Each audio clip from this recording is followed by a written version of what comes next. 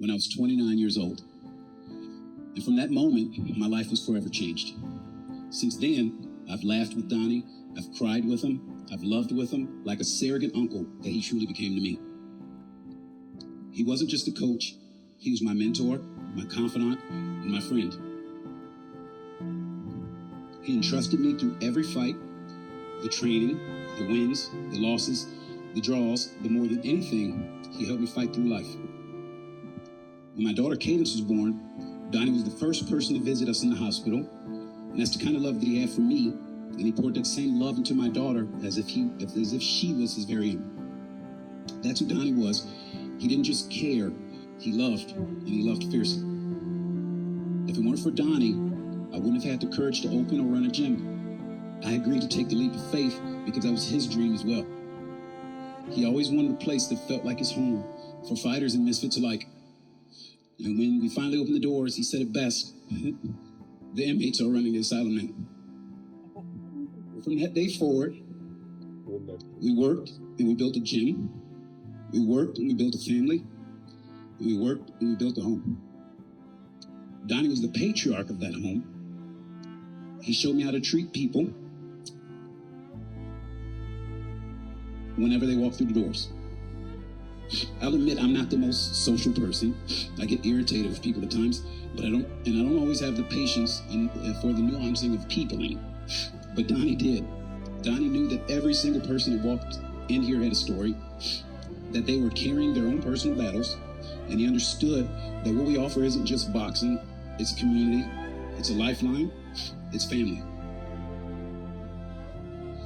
And that was his legacy. That was his gift.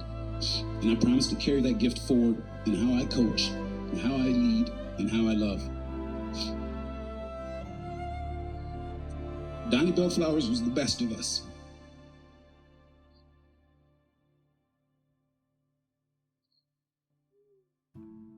He was the human experience fully lived. Laughter, struggle, strength, setbacks, joy, love, loss, and ultimately victory. Victory because I believe now he's seated in the kingdom of the Almighty. He made it home. I miss the hours we spent together side by side, the miles we traveled, the fights we trained for, the mornings and the evenings of playful insults and sharp words.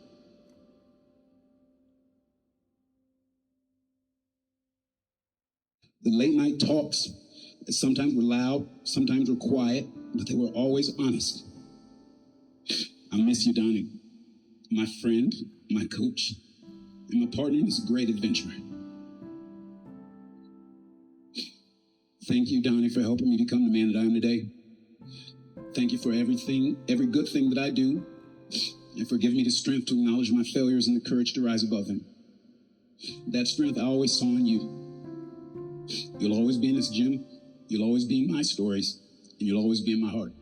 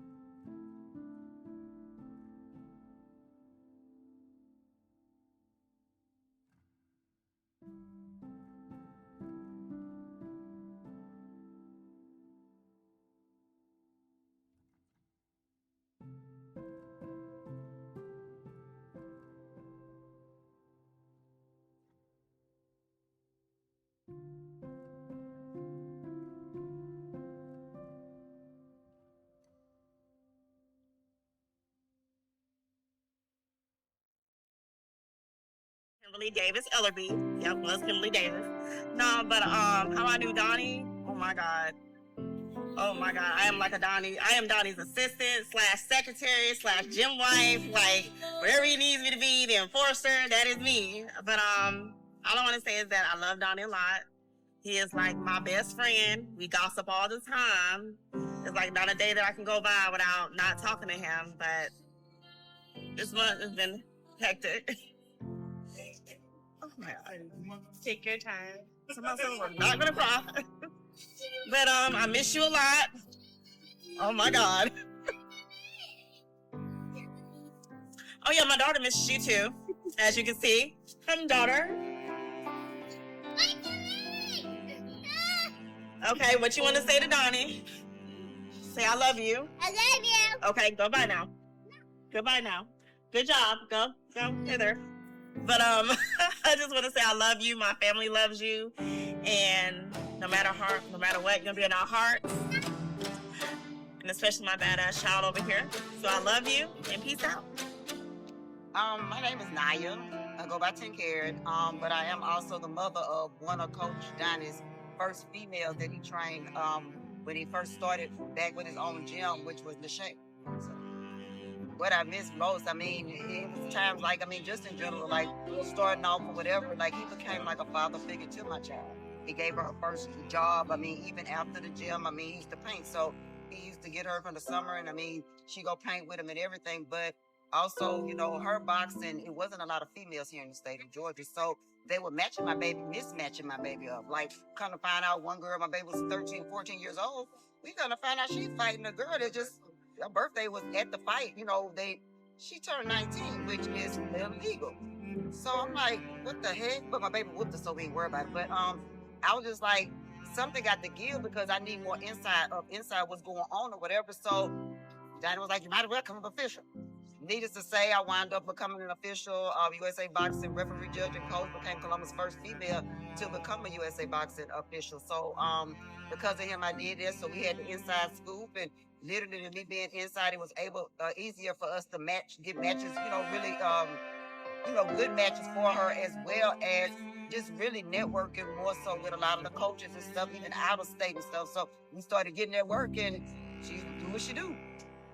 Awesome. But I miss him because, like, it's times, like, even once my daughter retired, I still call him because me and him used to sit there and talk for hours. So, you know, I called him on the phone, or if I needed to talk about anything, or just call to say hello. But Donnie was just a real, man, he was funny as crap to me.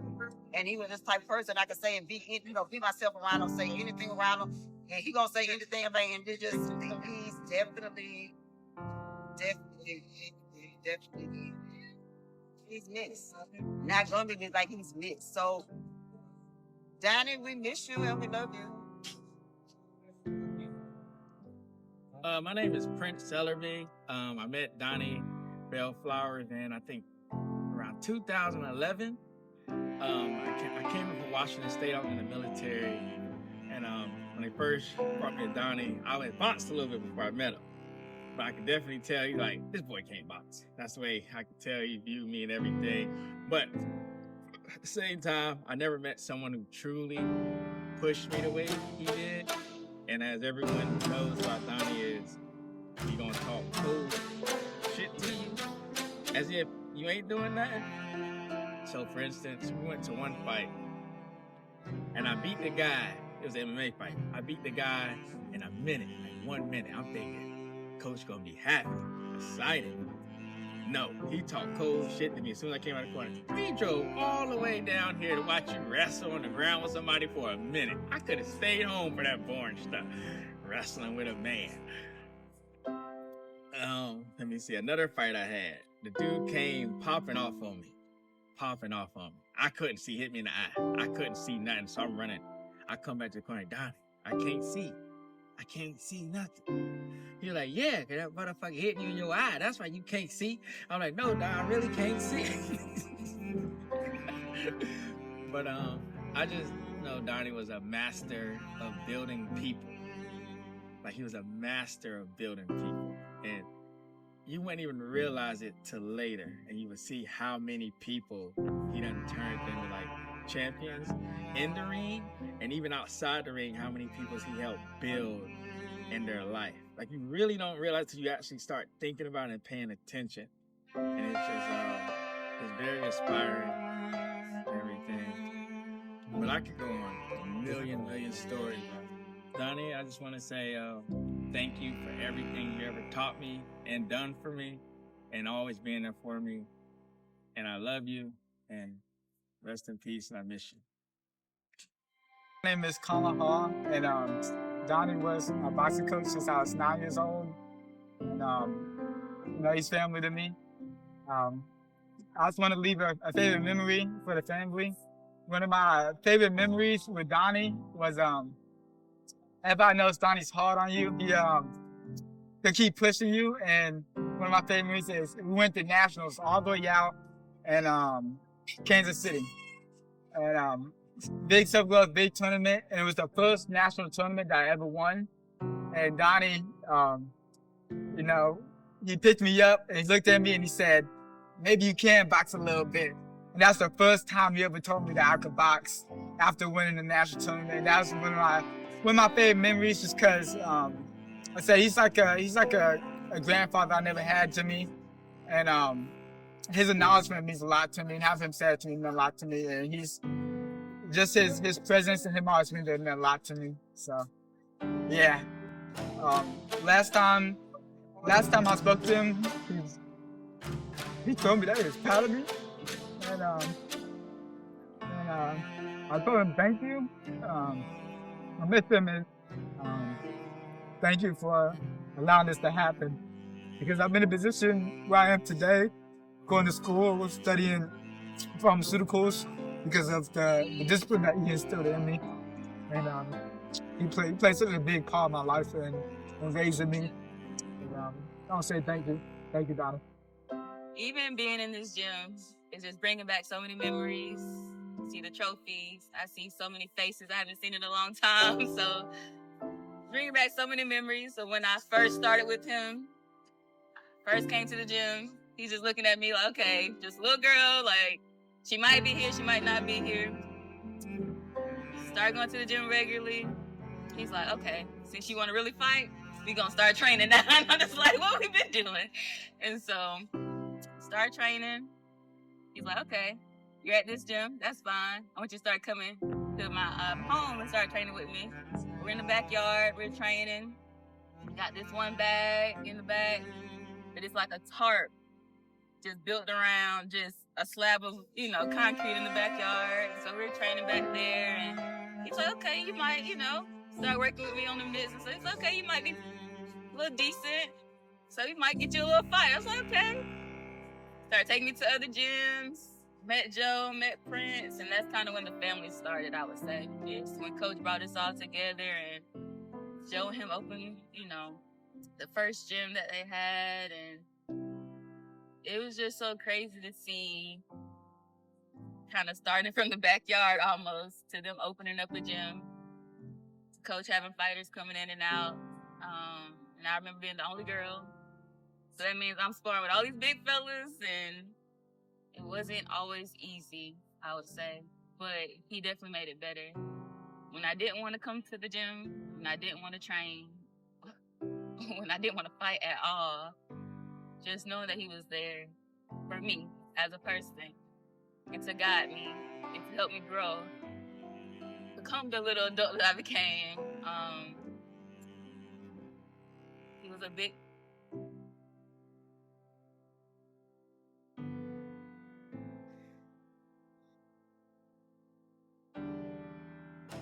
He was a big part of my life.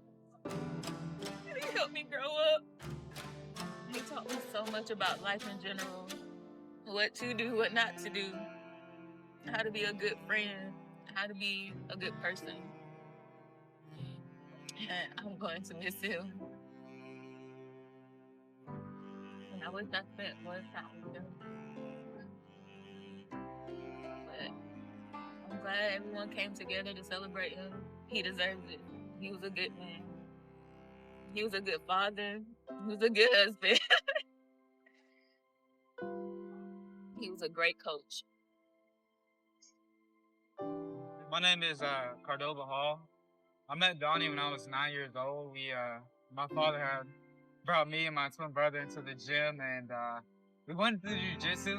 We thought it was like ninja stuff, I guess. It just sounded cool to us. And Donnie was pretty much like, he just looked at you and said, "You guys are gonna box." And then we just started boxing from there. And then the box for roughly, like 8 to 10 years for a long time with him.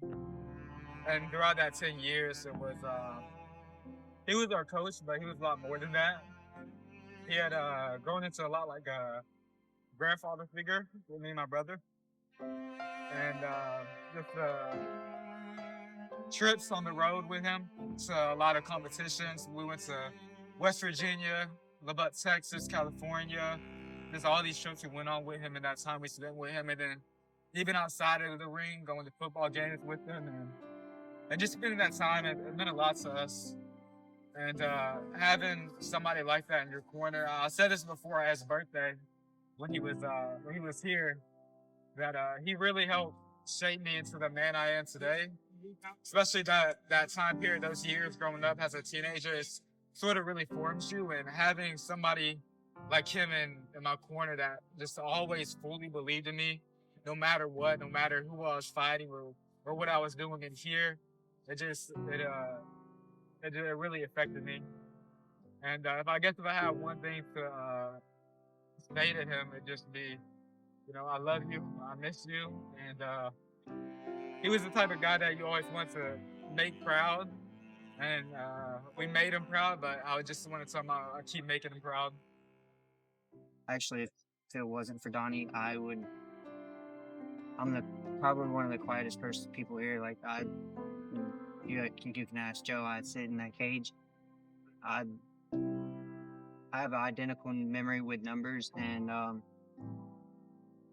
I've known Joe and Donnie both at the same time since I was like probably 12, 11, and I've watched the gym move 3 times, and in all of that time, I've only probably talked to Joe at least 500 words in all of my life. But Donnie, I used to sit right here in this ring, every ring that the gyms moved to, and I would talk to him, and he would sit there and say that it takes a lot of backbone to do what I do and what everybody else does and fight and take a hit or anything like that, or even step in a cage or in a ring with somebody, and that I should embrace socialism. Like, I'm not one to talk in front of more than 4 or 5 people at a time. Sometimes I just get like that. And Donnie was a really good person, and sometimes when I think about it, I'm at a loss of words. That man, he was strong for a very older man. He taught me how to shadow box. The first time I ever met him, I actually started with him. And I was like 4'5" and 69 pounds. And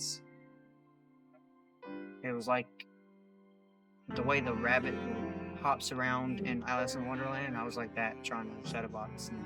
And he had these panels. They were mirrors, but they were like rectangular panels right next to his ring. And he would teach me to shadow box by telling me to watch myself shadow box. And I learned very quickly. And maybe one of the funniest moments about him was every time I would come over here to this ring, every time I came here, I stopped coming here so much because of transportation, but every time I would come here, he would probably be the first person I talked to during my day. And he was always trying to steal me away from Joe. Like, I took up Muay Thai because I really like Muay Thai and I like kicking.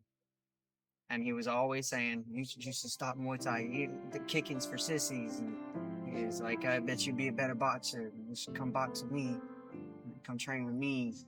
And I would think about it. Then I'd realize I don't want to be sore when I go home. And I think if it came Donnie versus Joe, Donnie would probably beat up Joe. But if you need Joe beat up, you just call Donnie. But he helped me a lot. I'm not even a person for public stages, and you helped me through that. You helped me be able to talk to people. Um,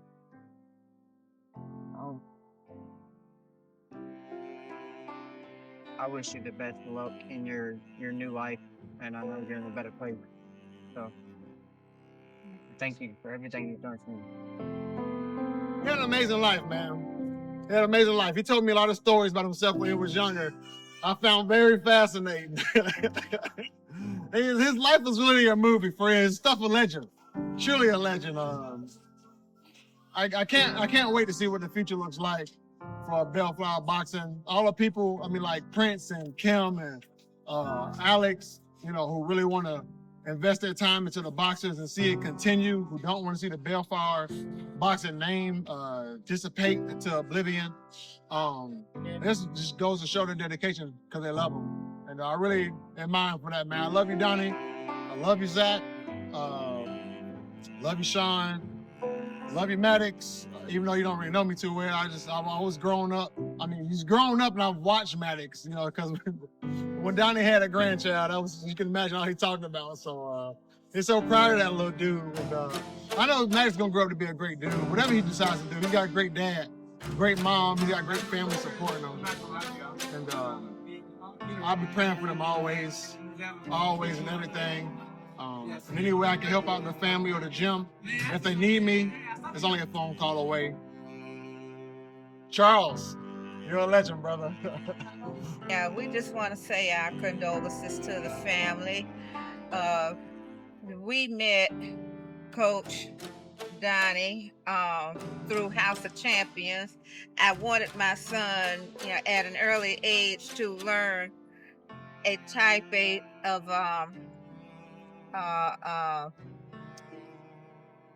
self-defense type class, and karate and all of that was too high. And they took my son in, him and his co-worker. When I first saw Coach Donnie, first thing I said was, Chuck Norris, that's who he looked like. And again, they took my son in, didn't really charge anything, but they basically, no pun intended, showed him the ropes. And when he got up some age, Coach Donnie let me know about Haygood Gym because it was through Parks and Recs and it'd have been cheaper. Whereas Coach Donnie was more of a, you know, private instructor. So, but at times he would bring his boxers to Haygood for sparring practices. So here's my son, Wilbert Adams IV, and here's a little thing about Coach Donnie. First of all, just want to say that, you know, when I got the news of Coach Donnie passing away, it was out of nowhere. Coach Rick at Haygood, I'm the assistant coach currently over there. You know, he called me to beside him when I was working with one of the guys, and he had just found out himself on Facebook, and you know, it sent shockwaves to him and me, and obviously everyone that knew about him, that was friends and family. And so I was hoping that he would have a proper farewell, and I was happy to know that he got one, that he was going to have it. And I felt that I, you know, being one of his younger boxers at the time, you know, had to be here to support not just his gym specifically, but also the community, all the lives that he touched, mine included. As Mom said, I started at House of Champions, technically when I was a little too young for it, but Yeah, you know, 7 and a half, right. And so when I made it to Haygood, and Coach Donnie was already over there, along with Coach Rick being his assistant at the time. I sparred his son and his nephew, Zach and Sean, respectfully. Sean, I was cool with. I didn't have no issue sparring with Sean. He worked me and everything. Zach, he had iron fists. I did not want to get hit by him. I'll be straight up honest. But in the words of that everyone's been saying about Coach Donnie. He said, you know what, he's got experience. He's done this before. You getting into it. You got to pick yourself up. You gotta push forward, stick with it. One of the things that he wanted to tell us, to tell ourselves, was that we were champions. So when we got in the ring, the shadow box, he would ask everybody how they feeling. Some of us, say we doing all right. Others would say, I feel like a champ. So to everyone that said we feel all right, that didn't respond in kind, he came back around us and said, how you feel? Said, feel like a champ. Shoot, I'm gonna miss some talks. I just want to say I love you and you mean the world. And I'm happy that I can talk to you whenever I'm. Love you. Here's a funny memory. We were fighting in Pensacola, Florida. And, when you go down there and you're a coach and you're a fighter and stuff, they give you rooms. Like, it was a small room. And it was me and Donnie, we were coaching. And it's actually one of our boxers. His name is Khalil. He's a Muay Thai fighter, kickboxer. His name's Khalil. And so Khalil got his own room, and me and Donnie had to share a room. And that room only had one bed in it. And Donnie and I slept in the same bed. And he's like, yeah, Joe. He's like, it's okay. He said, I get cold at night anyway. And I was like, okay. And I used a blanket to like keep a partition between us. And he rolled over late while we were sleeping, and he put his arms around me. And I was like, what? And I got up, and then I just laid on the floor for the rest of the night. And then when he woke up, he said, Joe, where'd you go? I said, yeah, you came and you wrapped your arms around me. So I just decided to sleep on the floor. He said, I'm sorry, man. He said, I thought maybe he was a woman. And yeah, that's one funny memory of Donnie. There are a lot of moments that I cherish with him. I remember his excitement when he told me I was his first pro boxer to have a 6-round boxing match. Didn't go 6 rounds because we stopped him in the 3rd. But he was super excited about the 6-round boxing match. And he was so excited, he bought me a robe. That's a funny memory, too. He bought me this robe, and he's like, look at it, it's all bejeweled, and it had sparkles and stuff all over it. And he's like, yeah, man, I thought it looked like Ric Flair. And I was like, oh, okay. So I wore the robe, and it was so hot in that gym. If you notice, like, that's the going thing here. It's hot in this gym, but it was so hot in that gym. It was, where was it? It was in Upper Atlanta, and it was very hot in that gym. And I was in the back, and we were shadow boxing, and we started hitting mitts, but I had the robe on. And you got to get hot. And I felt like I wanted to faint. I felt sick first. I felt like I needed to puke. And then I was like, I said, Donnie, I don't feel too good. He's like, those are just nerves, baby. And I was like, okay, those are just nerves. I was like, these aren't nerves. And then I remember I started walking out to the ring. Music was playing and everything. And I really felt like I was going to faint. When I got up the ring steps and they took off the robe, I started cooling down. And I was like, okay, everything's coming back. And but also that fight, like I said, we stopped him in 3 while it was for 6. And I told him afterward, because he said, Joe, I ain't never seen you fight like that. I said, I didn't know what was happening, so I just jumped on him. I was like, I just got to jump on this guy because I don't know how long I'm going to last. And that was a cool memory, too. And he bought me the beautiful robe. I got to figure out who has it because I'd like to hang it up back here. And then, like, some of my, one of my most favorite, cherished memories is the fact that me and Donnie got to fight in Hawaii together. Like, we pushed so hard, and I got signed by Bellator, and that was my 3rd Bellator fight, and it was in Hawaii. And like Donnie said, I don't care who they put in front of us, we're going to Hawaii. And I remember we were telling everybody in the gym. He said, "Don't you get? We're going to Hawaii off the jab. There's a jab that took us to Hawaii, and we went to Hawaii, and it was really cool. We had a good time, and I won that fight. And it was the week before Christmas, and that was a really good memory, and I felt proud and accomplished that I was able to do it and give Donnie an opportunity to, even though it wasn't, outside of the continental United States. What I said. Thank you, Donnie, for making me the man that I am today. I was 29 years old when I met him, and I'm 43 now. And in those 16 years, I didn't have a father, and like meeting him, although later in life, I got to experience what it was like to have a father as an adult male. You know what I'm saying? Like, so that's why I said when we were doing the celebration, like the adventures we went on. Because even though I was fighting, I was like, this is going to be a cool weekend. because Donnie and I are going to be together. And I end up cherishing all those moments. And he's my best friend. And like we used to joke all the time that like, how can I have a best friend that's 20 years older than me, you know? And but that's just, you know, God puts people in your life for a reason. And he put me in Donnie's life when he needed me, and he put Donnie in my life when I needed him. And we're attached to him to the very end. And it hurts because I was there the moment he passed away, and I was happy I was there, but like it was hard, and it's hard to look back at that moment because even though Donnie was older than me by 20 some odd years, I was like, I always joke when I say, you're younger than I am. Like, he was all of 16 years old by 63. And knowing who he was and all the life that he had in him and everything he gave to everybody, he's like a kid. And like watching him deteriorate, that was the worst thing that I ever saw.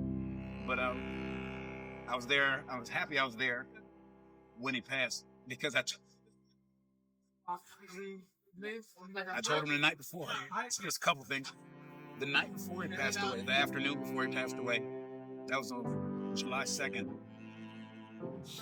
And I was sitting in his room, and I was just talking to him. And we were watching boxing. We were watching Sugar Ray Leonard versus Floyd Mayweather Sr. And then after we watched that, even though Donnie was sick and he was deteriorating, if you turn on boxing, it'll roll over and it'll look. And after we watched that fight, I put on the fight of my opponent that I'm about to fight. I fight August 9th in Canada, and I played a video of my opponent's last fight. And like Donnie couldn't talk too well at that point. It was the day before he passed away. But after he was watching the fight, and I said, "So what do you think, Donnie?" And he was like nothing. And he said, that boy doesn't want to be. He said it. The voice was all raspy and everything. He said that boy don't want to be in there. And he's like, "You got it." And I said it to everybody. That's all I need to hear. I mean, the fight's in 2 weeks. That's all I needed to hear. So that was my best friend, and I love him. And he's gone, but he's not. You know.